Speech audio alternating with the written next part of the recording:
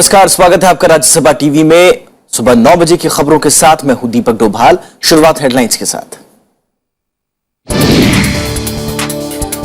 आतंकवादी संगठनों पर सूचनाएं साझा करेंगे भारत और बांग्लादेश, साझा घोषणा पत्र जारी। प्रधानमंत्री का पाकिस्तान पर आतंकवाद फैलाने का आरोप। पाकिस्तान ने फिर किया सीज फायर का उल्लंघन, पुंछ सेक्टर में की गोलीबारी, किसी के हताहत होने की खबर नहीं। बिहार में जेडीयू आरजेडी के बीच गठबंधन तय, सीटों के बंटवारे के लिए 6 सदस्यीय समिति गठित। सोनिया गांधी से आज मिलेंगे लालू प्रसाद यादव। नेस्ले के खिलाफ उपभोक्ता आयोग पहुंची सरकार, मांग सकती है हर्जाना। गोवा ने भी लगाया प्रतिबंध।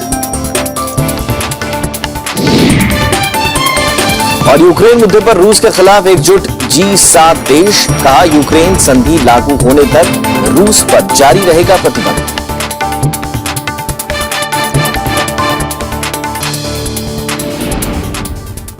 तो बांग्लादेश की 2 दिन की यात्रा के बाद प्रधानमंत्री दिल्ली लौट आए हैं। बांग्लादेश दौरे के आखिरी दिन यानी रविवार को उन्होंने आतंकवाद फैलाने के लिए पाकिस्तान की निंदा की। भारत और बांग्लादेश की ओर से जारी साझा घोषणा पत्र में दोनों देशों ने हर तरह के आतंकवाद के खिलाफ मिलकर लड़ने का फैसला किया है।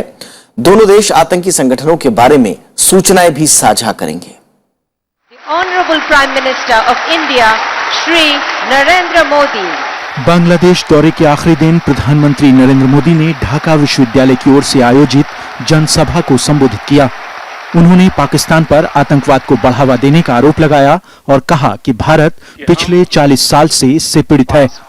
जो पाकिस्तान आए दिन हिंदुस्तान को परेशान करता रहता है, नाको दम ला देता है, टेररिज्म को बढ़ावा की घटनाएं घटती रहती है।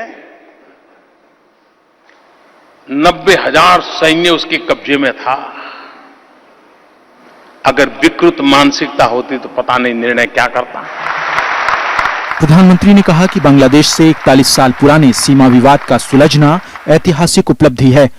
उन्होंने इसे दोनों देशों के मजबूत रिश्तों की निशानी बताया। यहां के किसी राइटर ने लिखा था, मैं पूरा तो पढ़ नहीं पाया हूं, लेकिन हेडलाइन पढ़ी।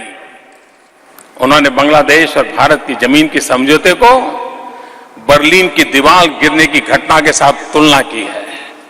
मैंने कहा, मैं कहता हूं बहुत बड़ी सोच के साथ उन्होंने रखा है। नरेंद्र मोदी ने कहा कि भारत और बांग्लादेश के बीच नदियों का जल बंटवारा मानवता के आधार पर होगा। पानी ये राजनीतिक मुद्दा नहीं हो सकता है, पानी ये मानवता के आधार पर होता है, मानवीय मूल्यों के आधार पर होता है। और उसको मानवीय मूल्यों के आधार पर समस्या का समाधान करने का प्रयास हम मिलकर के करेंगे, मुझे विश्वास है, और रास्ते निकलेंगे। प्रधानमंत्री ने संयुक्त राष्ट्र सुरक्षा परिषद में भारत की स्थायी सदस्यता की पुरजोर वकालत की। उन्होंने कहा कि भारत ने विश्व शांति के लिए कई कुर्बानियां दी हैं, इसलिए वो इसका सच्चा हकदार है। आरफा खानम शेरवानी के साथ ब्यूरो रिपोर्ट, राज्यसभा टीवी। और इससे पहले प्रधानमंत्री ने राजधानी ढाका में कई कार्यक्रमों में हिस्सा लिया। बांग्लादेश के राष्ट्रपति समेत विपक्षी नेताओं से उनकी मुलाकात हुई। इसके साथ ही उन्होंने पूर्व प्रधानमंत्री अटल बिहारी वाजपेयी के लिए सम्मान भी ग्रहण किया। रविवार को प्रधानमंत्री नरेंद्र मोदी ने राष्ट्रपति अब्दुल हमीद से मुलाकात की। दोनों नेताओं ने आपसी और क्षेत्रीय मुद्दों पर बात की। Shri Atal Bihari Vajpayee from his excellency mister Mohammad Abdul Hamid, president of the people's republic. Bangladesh के राष्ट्रपति ने पूर्व प्रधानमंत्री अटल बिहारी वाजपेयी को मुक्ति संग्राम सम्मान से भी नवाजा। वाजपेयी की तरफ से ये सम्मान नरेंद्र मोदी ने ग्रहण किया। इस मौके पर प्रधानमंत्री शेख हसीना समेत कई हस्तियां मौजूद थीं। এবং বাংলাদেশের অকৃত্রিম বন্ধুকে সম্মানিত করার মাধ্যমে আমরা নিজেদের সম্মানিত করছি। আমরা সুস্বাস্থ্য দীর্ঘায়ু কামনা করি এবং সবাইকে আবারও আন্তরিক ধন্যবাদ জানাচ্ছি। वहीं बांग्लादेश में विपक्ष की नेता बेगम रोशन इरशाद ने भी प्रधानमंत्री से मुलाकात की। पूर्व प्रधानमंत्री खालिदा जिया भी नरेंद्र मोदी से मिली और बांग्लादेश की वर्तमान राजनीतिक स्थिति पर चर्चा की। যেটা সবচেয়ে বেশি গুরুত্বপূর্ণ সেটা কথা হয়েছে বাংলাদেশের বর্তমান রাজনৈতিক পরিস্থিতি। বাংলাদেশের বর্তমান যে গণতন্ত্রের অনুপস্থিতি সেটা নিয়ে কথা হয়েছে। प्रधानमंत्री की मुलाकात बांग्लादेश के उद्योगपतियों से भी हुई। इस बैठक में दोनों देशों के बीच कारोबार बढ़ाने पर चर्चा हुई। हम नहीं चाहते हैं कि बांग्लादेश हिंदुस्तान से तो माल लेता रहे और बांग्लादेश से कम सामान हिंदुस्तान आए, नहीं, हम बराबरी चाहते हैं। इससे पहले प्रधानमंत्री ने प्रसिद्ध ढाकेश्वरी मंदिर में पूजा अर्चना की और रामकृष्ण आश्रम का दौरा किया। उन्होंने भारत की सहायता वाली परियोजनाओं की पट्टिकाओं का भी अनावरण किया। प्रधानमंत्री की इस यात्रा में दोनों देशों के बीच 22 समझौते हुए और भारत ने बांग्लादेश को $2 अरब की मदद का ऐलान भी किया। आरफा खानम शेरवानी के साथ bureau report, Rajya Sabha TV. Bihar में जेडीयू और आरजेडी आगामी विधानसभा चुनाव मिलकर लड़ेंगी। हालांकि सीटों के बंटवारे को लेकर अभी कोई सहमति नहीं बनी है, लेकिन इसके लिए 6 सदस्यीय कमेटी का गठन कर दिया गया है। मुख्यमंत्री उम्मीदवार को लेकर भी दोनों पार्टियों के बीच मतभेद है। इस बीच आरजेडी प्रमुख लालू प्रसाद यादव आज कांग्रेस अध्यक्ष सोनिया गांधी से मुलाकात कर गठबंधन की संभावनाओं पर चर्चा करेंगे। सितंबर अक्टूबर में होने वाले बिहार विधानसभा चुनाव के लिए सभी राजनीतिक दलों ने कमर कसनी शुरू कर दी है। इस बीच जेडीयू और आरजेडी ने साफ कर दिया कि वो विधानसभा चुनाव मिलकर लड़ेगी। दोनों पार्टियों के बीच सीटों के बंटवारे को लेकर 6 सदस्यीय कमेटी गठित की गई है। इसमें आरजेडी और जेडीयू के 3-3 सदस्य होंगे। समाजवादी पार्टी प्रमुख मुलायम सिंह के आवास पर हुई बैठक के बाद पार्टी महासचिव रामगोपाल यादव ने इसकी जानकारी दी। आज की इस बैठक में ये निश्चित हुआ है कि आरजेडी एवं जेडीयू की तरफ से 3-3 सदस्यों की एक समिति सीटों के बंटवारे को तय करेगी तथा दोनों दलों के नेता सीटों को अंतिम रूप देंगे और शीघ्र ही इस कार्यवाही को संपन्न कर लिया जाएगा। हालांकि बैठक में मुख्यमंत्री के नाम को लेकर चर्चा नहीं हुई। रामगोपाल यादव ने साफ किया कि मुख्यमंत्री पद को लेकर कोई विवाद नहीं। ये सब अभी कुछ नहीं इस मामले में तय हुआ है, ये सब बाद में तय होगा। अभी केवल सीटों के बंटवारा जो असली चीज थी, जो हडिल था, उस पर निश्चय हो गया है और अब ये तय हो गया कि गठबंधन के आधार पर चुनाव लड़ा जाए। इससे पहले मुख्यमंत्री नीतीश कुमार ने कांग्रेस उपाध्यक्ष राहुल गांधी से मुलाकात कर गठबंधन की संभावनाओं पर चर्चा की। हमारा पहले से क्लियर स्टैंड है कि हम सब गैर भाजपाई पार्टियों को एक मंच पे लाना चाहते हैं और उसमें कांग्रेस एक बहुत बड़ी अहम शक्ति है। तो कांग्रेस से तो मुलाकात हमेशा कार्ड्स पे थी, इसमें कोई ये बात नहीं है कि अभी आरजेडी से डिस्टेंस बना के हम राहुल गांधी जी से मिल रहे हैं या कांग्रेस से बात कर रहे हैं। कांग्रेस से बात करना हमेशा से एजेंडे में था। We are at a critical stage where very soon we will stitch the alliance with specific program, with a specific agenda. हालांकि बीजेपी ने जनता परिवार के इस गठबंधन को अवसरवादी गठबंधन करार दिया है। It seems that all these disgruntled forces who have accepted defeat in Bihar today are trying to regroup to oppose the Bharatiya Janata Party. I think the game is over. The people in Bihar have already decided for a change, and these disgruntled elements of so-called political system in Bihar who are talking about a parivar to oppose the BJP is going to be trounced by the people of the state, and of course BJP is going to come back to power with a full majority. Bihar में सितंबर अक्टूबर में विधानसभा चुनाव होने की संभावना है। बिहार विधानसभा चुनाव इस बार कई मायनों में अलग होंगे। 17 साल तक एक दूसरे की सहयोगी रही बीजेपी और जेडीयू इस बार एक दूसरे के आमने सामने होगी।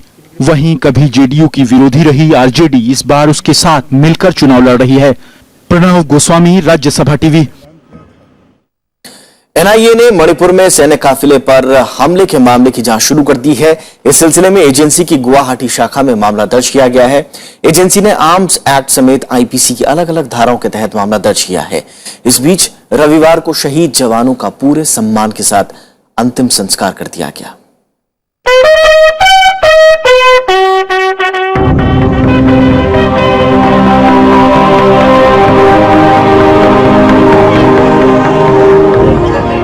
मणिपुर में उग्रवादी हमले में शहीद जवानों का रविवार को पूरे सैन्य सम्मान के साथ अंतिम संस्कार कर दिया गया। परिजनों के साथ साथ पूरे इलाके के लोगों ने नम आंखों से बहादुर जवानों को आखिरी विदाई दी।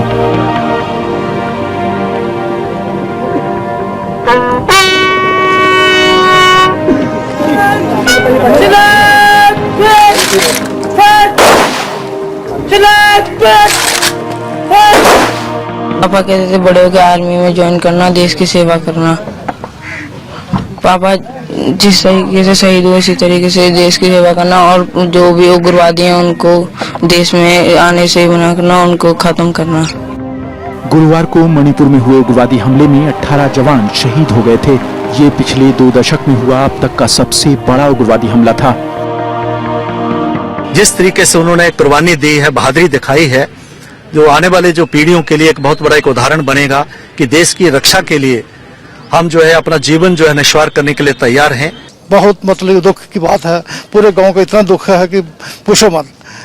मतलब 3-4 दिन से लोगों ने खाना नहीं खाया, इतने इसकी मतलब कि दुख हुआ लोगों को। जो तो क्षति हुई है उसको तो कोई पूर्ण नहीं हो सकती, ना कर सकता है, परंतु हमारा सिर जो ऊंचा किया उसने इस नाते कि वो फौज में था और देश के लिए एक समर्पित हुआ है, तो इसलिए इससे बड़ी हमारे को कोई खुशी नहीं है, ना हमारे को इस बात का दुख है।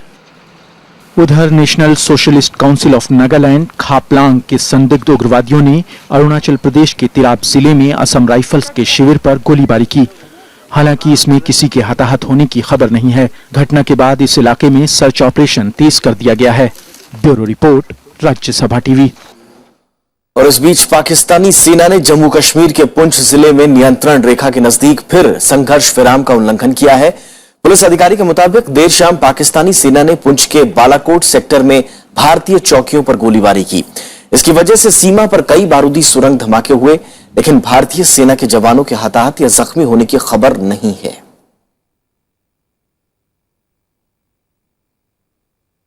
मैगी नूडल्स बनाने वाली नेस्ले इंडिया ने सरकार जो है वो हट जाना मांग सकती है। नेस्ले इंडिया से पीटीआई के मुताबिक उपभोक्ता मामलों के मंत्रालय ने ग्राहकों की तरफ से राष्ट्रीय उपभोक्ता विवाद निवारण आयोग में याचिका दायर की है।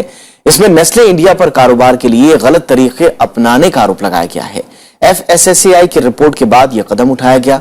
मंत्रालय ने इस मामले पर अतिरिक्त सॉलिसिटर जनरल की राय भी मांगी थी।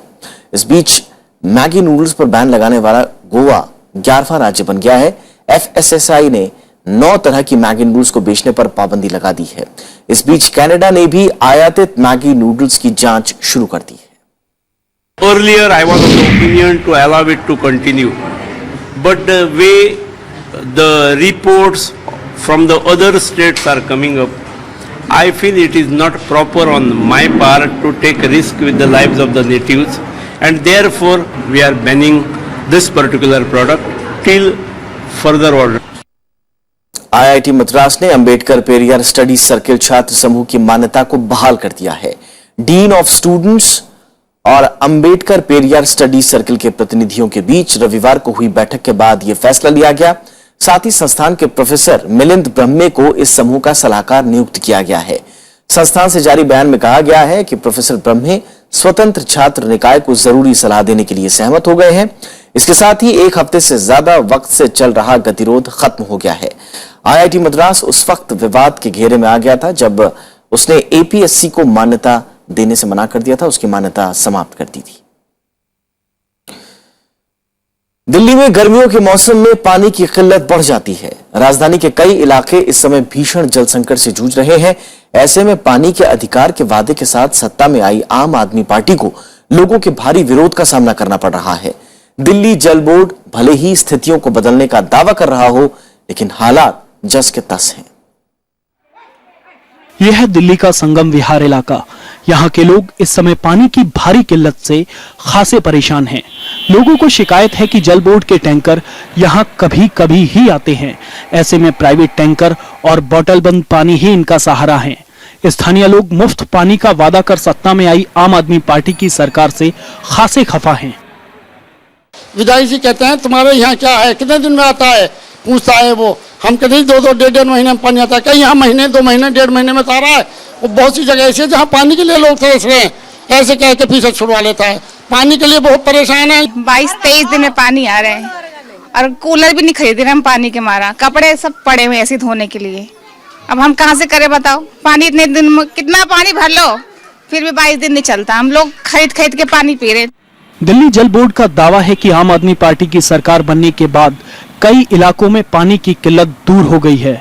मैं ये मानता हूँ कुछ मोहल्ले कुछ इलाके अभी भी बचे हैं जहाँ पानी की तंगी है, लेकिन जल बोर्ड अब तेजी से काम कर रहा है। पिछले 100 दिनों में तो आप देख सकते हैं जितनी तेजी से काम पिछले 100 दिनों में हुए हैं, उसको देखते हुए लगता है कि हम अगले 2 से 2.5 साल में दिल्ली के हर घर तक पाइप से पानी पहुंचा देंगे। आम आदमी पार्टी ने सत्ता में आने के बाद पानी की किल्लत से निजात दिलाने का वादा किया था। इसमें पानी का अधिकार, निष्पक्ष और पारदर्शी मूल्य निर्धारण शामिल हैं। साथ ही हरियाणा की मुनक नहर से राजधानी को पानी और टैंकर माफियाओं पर लगाम लगाने का वादा किया था, लेकिन इस दिशा में कोई खास पहल नहीं हुई है। दिल्ली में रोज करीब 1200 मिलियन गैलन पानी की जरूरत है, लेकिन 870 मिलियन गैलन पानी ही मिल पा रहा है।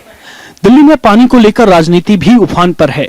बीजेपी और कांग्रेस दोनों ही केजरीवाल सरकार पर नाकामी का आरोप लगा रहे हैं।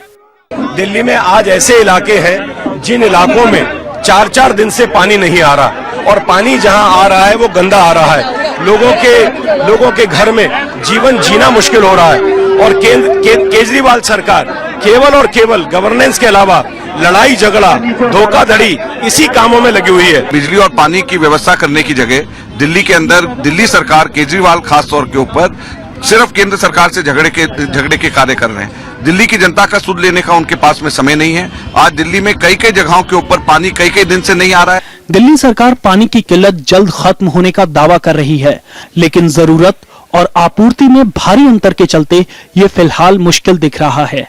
नव विक्रम सिंह, राज्यसभा टीवी। और फिलहाल रुकते हैं एक छोटे से ब्रेक के लिए। ब्रेक के बाद कुछ और खबरें होंगी।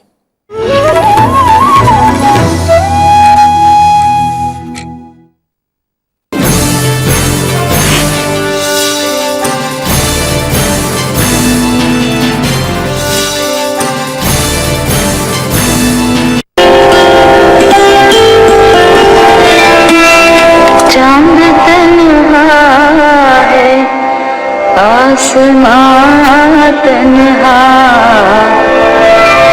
छोड़ जाएंगे जहां तन्हा। विरासत में इस बार ट्रेजेडी क्वीन मीना कुमारी की दास्तान सिर्फ राज्यसभा टेलीविजन पर।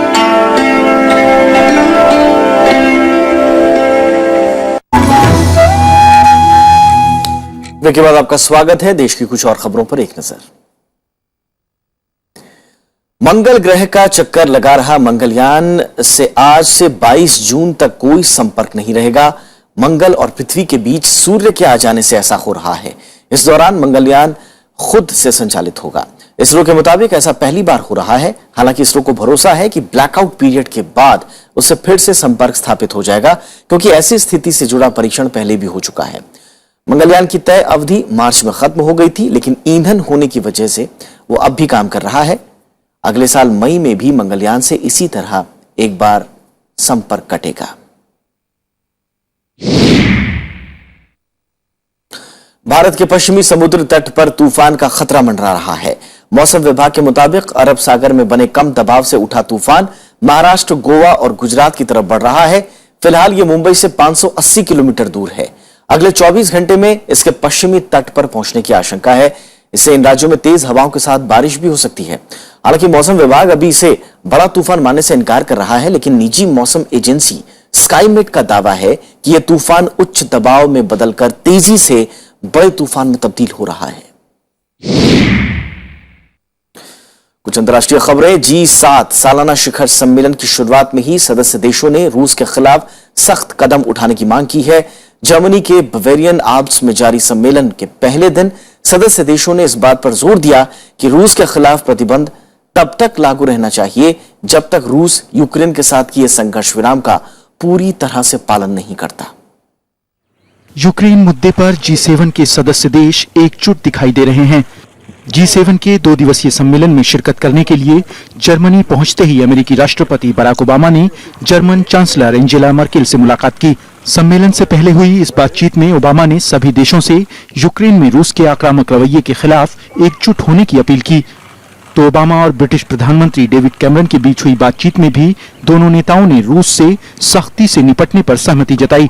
We'll be talking about Russia and Ukraine and the importance of us maintain the sanctions regime to put pressure on Russia and separatist forces to implement fully the Minsk Agreement.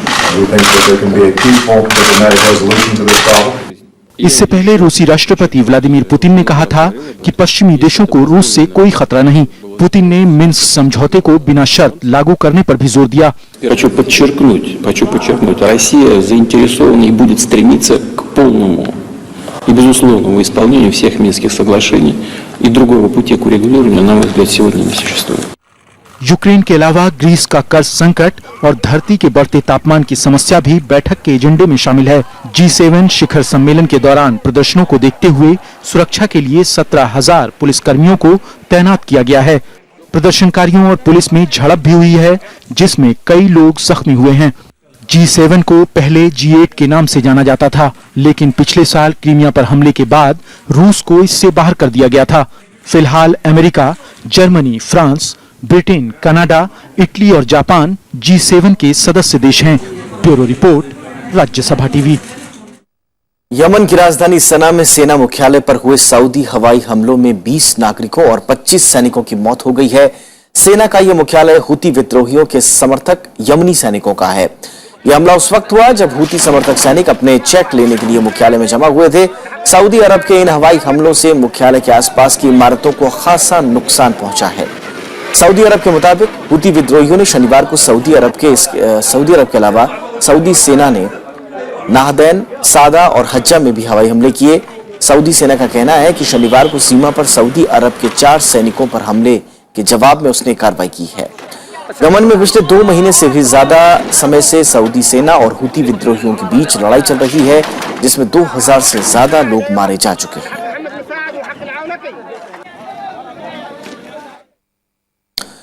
चीन में जहाज हादसे में 431 लोगों के मारे जाने की पुष्टि कर दी गई है।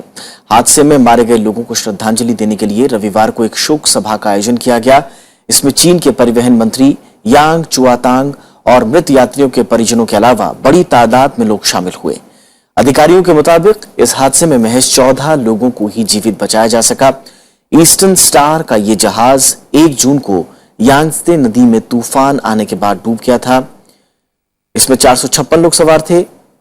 बड़ी बड़ी क्रेनों की मदद से डूबे जहाज को निकाला गया।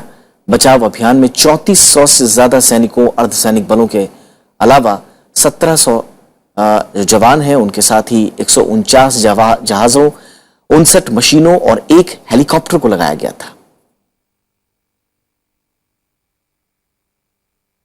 तुर्की में संसदीय चुनाव के लिए हुए मतदान के बाद अब वोटों की गिनती की जा रही है। करीब 1 दशक बाद संसदीय चुनाव के लिए रविवार को वोट डाले गए थे।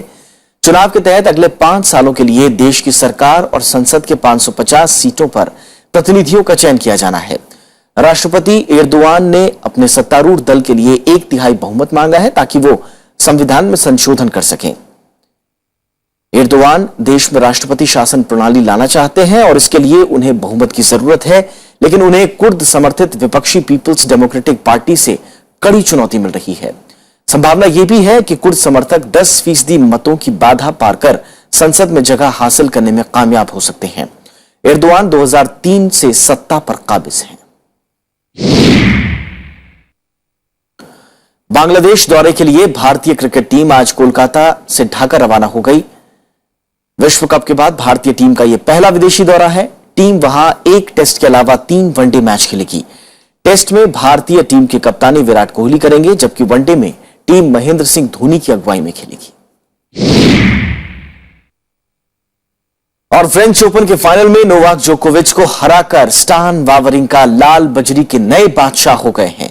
फाइनल मुकाबले में जीत के साथ ही वावरिंका ने करियर स्लैम पूरा करने वाले 8वें खिलाड़ी बनने का जोकोविच का सपना भी तोड़ दिया। स्विट्जरलैंड के स्टान वावरिंका ने शानदार प्रदर्शन करते हुए फ्रेंच ओपन पुरुष एकल का खिताब अपने नाम कर लिया। रविवार को हुए फाइनल मुकाबले में 8वीं वरीयता प्राप्त वावरिंका ने पहली वरीयता प्राप्त जोकोविच को हरा दिया। 30 साल के वावरिंका ने जोकोविच पर 4-6, 6-4, 6-3, 6-4 से जीत दर्ज की। इसके साथ ही वावरिंका बीते 25 साल में फ्रेंच ओपन खिताब जीतने वाले सबसे उम्रदराज खिलाड़ी बन गए। 2014 में ऑस्ट्रेलियाई ओपन के बाद वावरिंका के करियर का ये दूसरा ग्रैंड स्लैम खिताब है।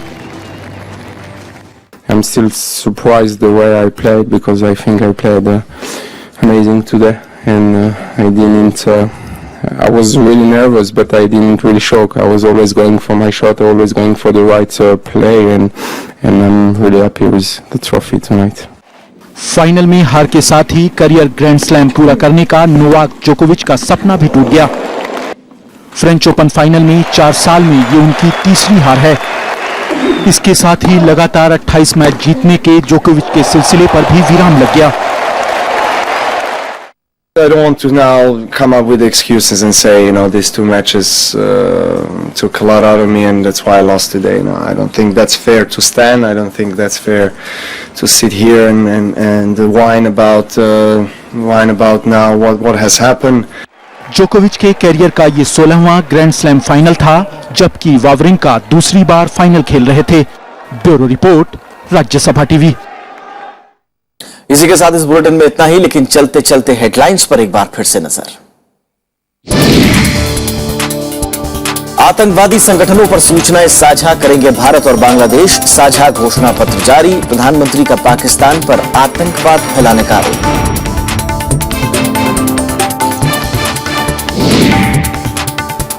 पाकिस्तान ने फिर किया सीज फायर का उल्लंघन, पुंछ सेक्टर में की गोलीबारी, किसी के हताहत होने की खबर नहीं।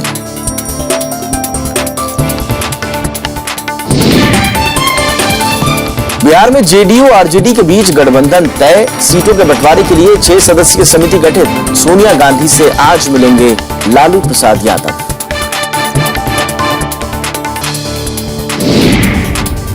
नेस्ले के खिलाफ उपभोक्ता आयोग पहुंची सरकार, मांग सकती है हर्जाना।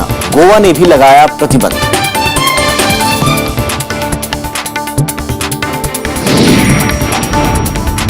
और यूक्रेन मुद्दे पर रूस के खिलाफ एकजुट G7 देश, कहा यूक्रेन संधि लागू होने तक रूस पर जारी रहेगा प्रतिबंध।